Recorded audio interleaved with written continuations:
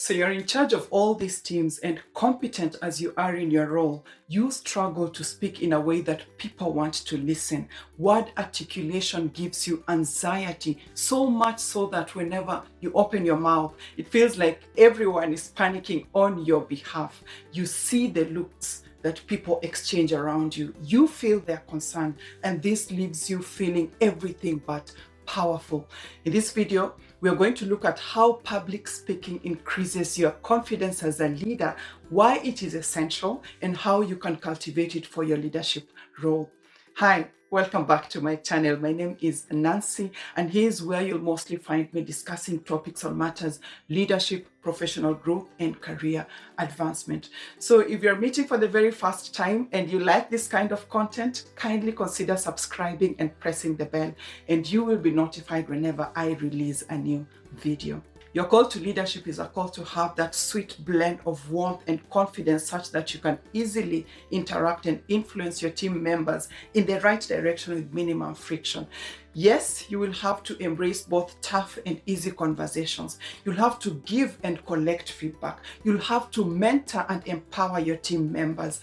And this makes public speaking a vital element of your leadership journey.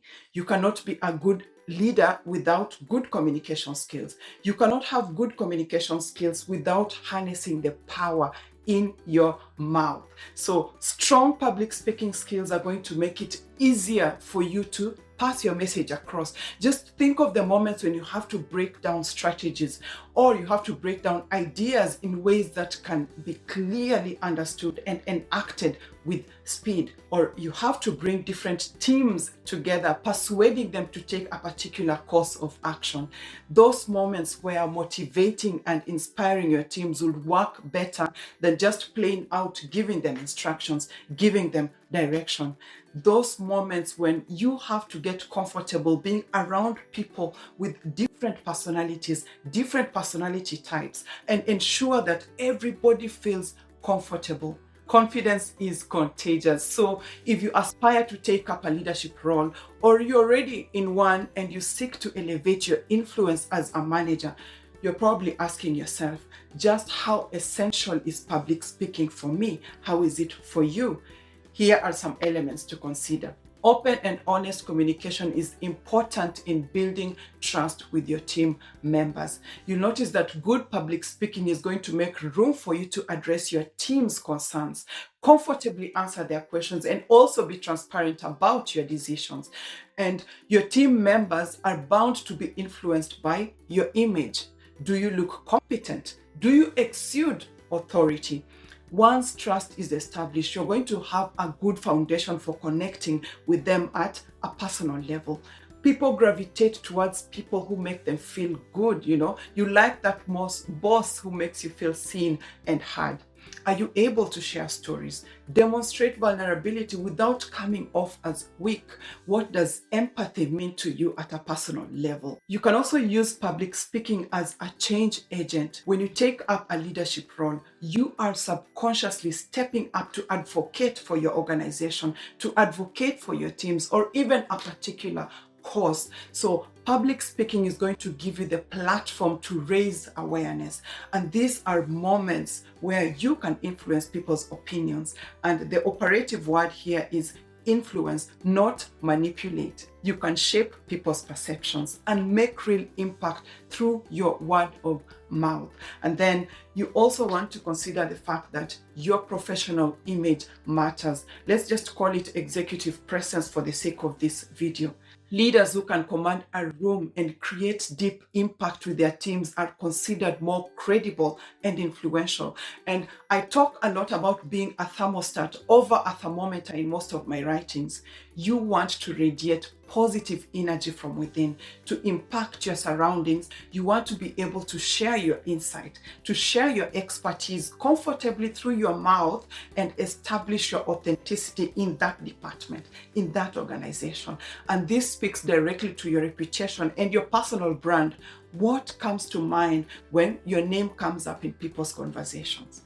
By now, you can tell if public speaking comes naturally to you.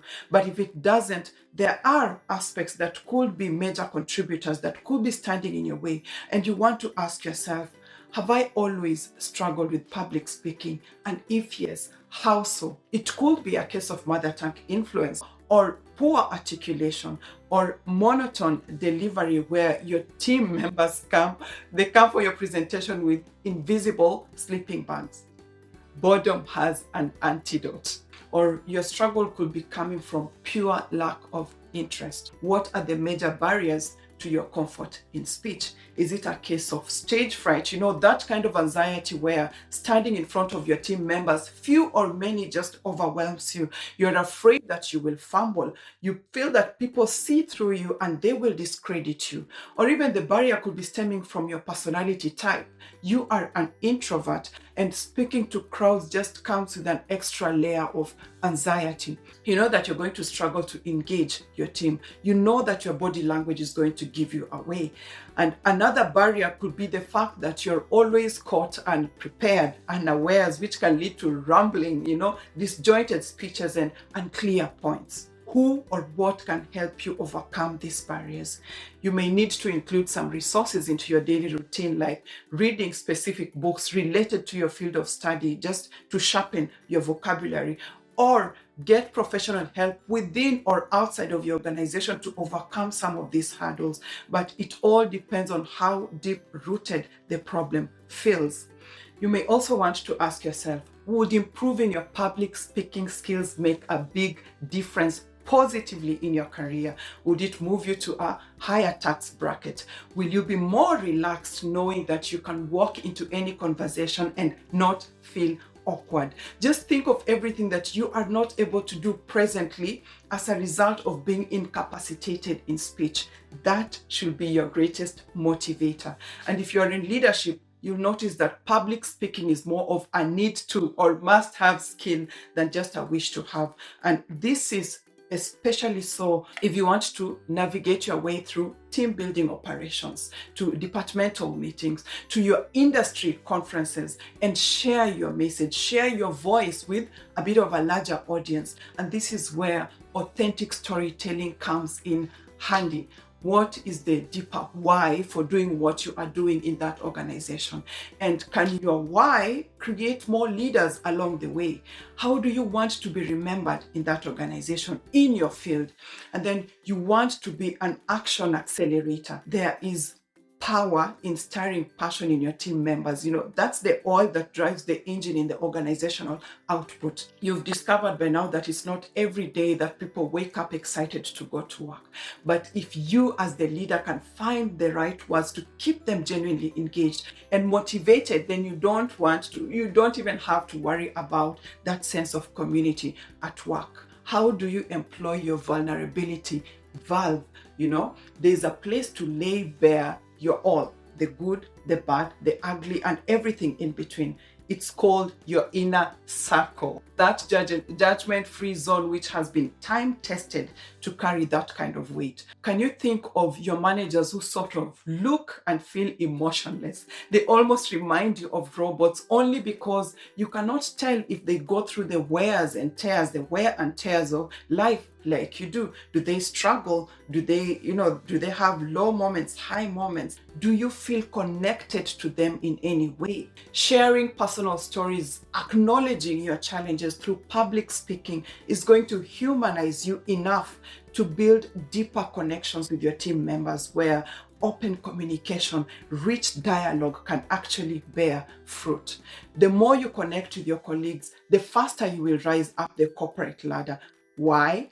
People like to lift people they like. People like to be around people who understand them. So if any example is to go by, look at the political scene, the political campaigns politicians engage in months, sometimes years before the presidential elections, just to connect with people at the grassroots, to connect with people on the grounds, and then ask for votes later.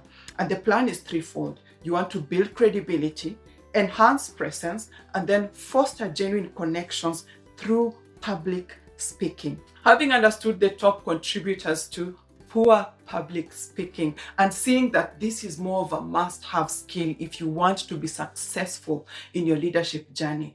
What would you have to do to be an impactful public speaker in your field? I have a few suggestions. One, keep your speeches short, concise, and simple. And this brings us back to the why behind your speeches. Sometimes we go into conversations and meetings using big vocabulary, but that is where connection with your team members is diluted. Nobody wants to know how much you know until they understand how beneficial your speeches are to them. And that's why simplicity is your best strategy here. The receiver of your message should be your main focus and not the size of your vocabulary. Then go straight to the point. You don't have to use 40 words if 4 words can drive the point home perfectly. Just think of the managers who call for meetings and 30-40 minutes in, you've still not addressed the main agenda. Going straight to the point comes with that respectful connotation that you value other people's time. And then at number 2, speak with conviction. Confidence comes from conviction. That belief that what you're talking about is going to provoke a positive change in those who are listening to you. Your teams can literally measure your authority just by listening to your voice. And there's something about showcasing your personality type through your voice that spells authority and confidence in who you are.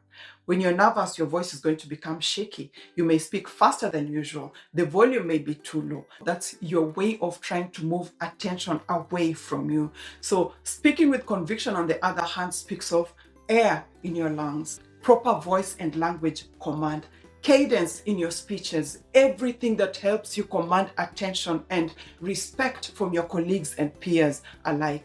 And this is going to boost your confidence, making it easier for you to lead your teams with genuine authority. So you want to let your passion about your expertise be visible and tangible to yourself and to your peers and to your teams. That validation will solidify your self-assurance and further empower you to lead with confidence.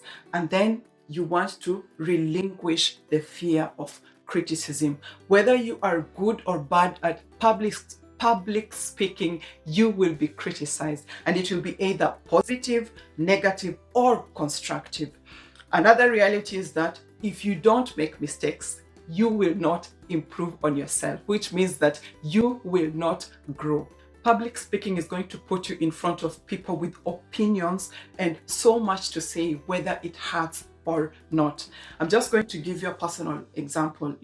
Starting this YouTube channel was not the easiest thing for me. Anyone who knows me will tell you that I'm a noisemaker. I love storytelling. I love making noise. I live for those long, hearty conversations, but in familiar territory. And being on YouTube means that I'm setting myself up for criticism, mostly from the global audience. The thought can be paralyzing, but then my heart goes out to that person who's looking to get promoted but keeps hitting bumps along the way.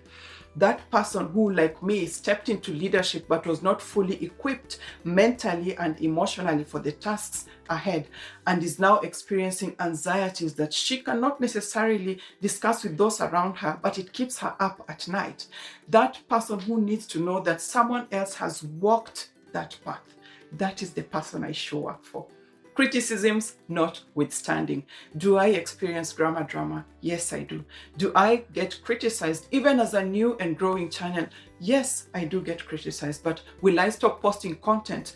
No. As long as that one person is out there somewhere, I still have work to do. I'll pick the constructive feedback, work on improving on one aspect at a time, and just let the rest slide. So remember, as a leader, you will have to sometimes make tough decisions that are going to make you unpopular, but are quite necessary for company growth. So you might as well embrace being criticized and not take things personally. And then you want to work up your body language. People will read your body language way before you open your mouth. And this can work for or against you. So you want to be aware of the nonverbal cues like your posture. How big is the distance between your shoulder and your earlobe? Your gestures. Are your hand movements distracting your audience, or are they enhancing your speeches, your eye contact. Do you stare, or is yours more of the wandering eye syndrome? You know, your eyes are just darting back and forth. Refining your body language is going to help you project confidence physically, which is going to influence how others perceive you and then boost your internal confidence as you lead others. Your body language goes hand in hand with your communication skills. If you can adequately convey your thoughts, you'll notice that your confidence levels are going to increase, and this is going to still radiate through your body language. And then you want to embrace self-discipline. Speaking in public is about conveying a message that is going to be useful to your listeners. So you want to tackle any barriers with precision and speed. And this requires self-discipline and personal accountability. So it may mean joining public speaking groups like Toastmasters around your area to improve your articulation, or rehearsing and refining your message well enough to get to the point before your listeners get bored and overwhelmed, or adopting the art of thinking on your feet as you anticipate spontaneous questions. If you master keeping calm under pressure, proactively getting organized before giving your speeches, then you'll notice that your confidence in managing crises is going to spill over to your leadership style, making you effortlessly impactful in leading your teams. If you like this video, please give it a like and let me know if you experienced any light bulb moments and where in particular. Also, have a look at this video I made on how public speaking impacts your leadership role to help reinforce some of the aspects that you have watched on this particular video. I hope to see you on the next one. Bye.